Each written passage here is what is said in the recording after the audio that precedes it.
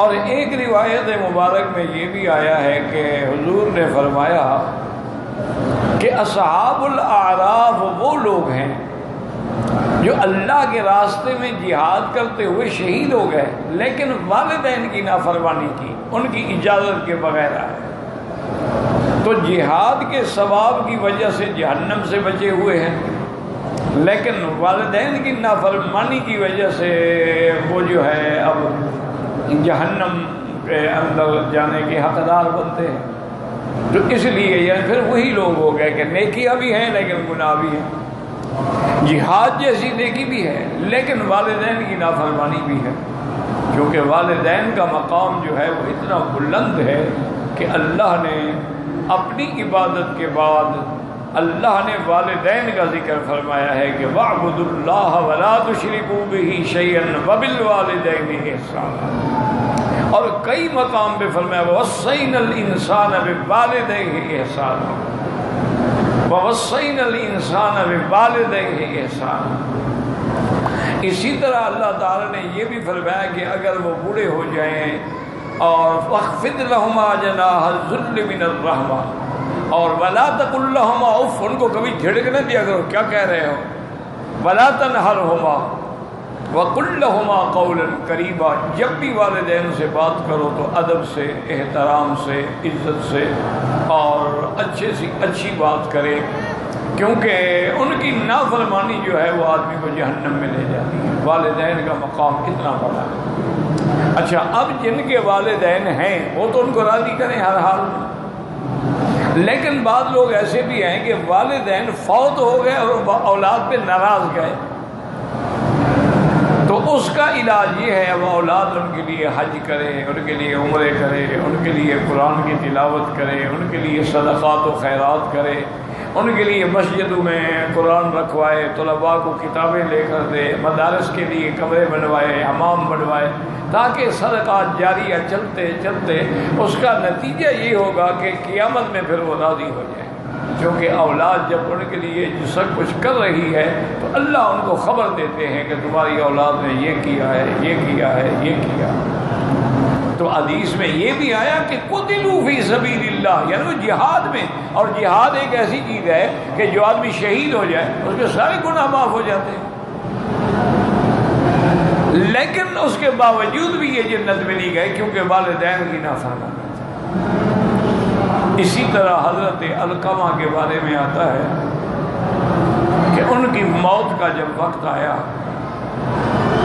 تو ان کے دوست ان کے قریب آئے اور تلقین کرنے لگے لا الہ الا اللہ محمد الرسول، چونکہ حکم ہے کہ اگر کوئی آدمی موت کے قریب ہو، سکرات لگی ہوئی ہو، تو اس کے پاس بیٹھ جائے، اس کو یہ نہ کہو کہ کلمہ پڑھو، ہو سکتا ہے کہتے میں نہیں پڑھتا، کیونکہ وہ تو مصیبت میں ہے نا، تم خود پڑھنا شروع کر دو لا الہ الا اللہ محمد الرسول اللہ، جب وہ سنے گا تو اس کی زبان پہ بھی کلمہ آ جائے گا، اور مقصد یہی ہے کہ اس کی آخری بات جو ہے وہ کلمہ ہو۔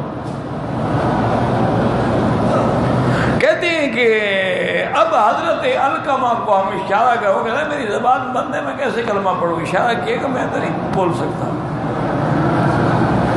تو بعض روایات میں تو یہ ہے کہ حضور کی خدمت میں آئے اور یہ بتلایا کہ حضرت علقمہ پر یہ وقت ہے اور اس کی زبان ہی نہیں کھلتی کلمہ پڑھنے کے لیے۔ آپ نے فرمایا اس کے والدین میں کوئی زندہ ہے، اس کا ماں زندہ ہے، فرمایا اس کی ماں کو لے آؤ، ماں کو لے آئے، فرمایا تم علقمہ پہ ناراض ہو؟ کہا میں ناراض ہوں، اپنی بیوی کی وجہ سے اس نے مجھے ناراض کیا۔ حضور نے فرمایا کہ بھئی لکڑیاں اکٹھی کرو، چیخا جلاؤ اور علقمہ ڈال دو آگ کے اندر، اگر ماں ناراض ہے تو جنت میں نہیں جا سکتا۔ تو جب ماں نے سنا کہ اب میرے بیٹے کو آگ میں ڈالا جائے گا، اس نے کہا حضور میں نے معاف کیا بیٹے کو، جو اس نے غلطی کی تھی میں نے بخش دی، لیکن اس کو جلانے کا حکم نہ دیں۔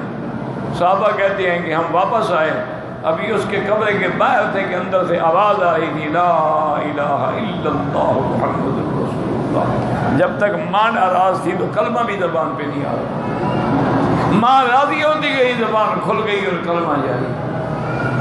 اس لیے ہمیشہ والدین کا ویسے تو تمام بزرگوں کا، مشائخ کا، اساتذہ کا، علماء کا، سب کا احترام کریں، لیکن سب سے زیادہ حقدار والدین، اور والدین میں پھر سب سے زیادہ حقدار ماں ہوتی،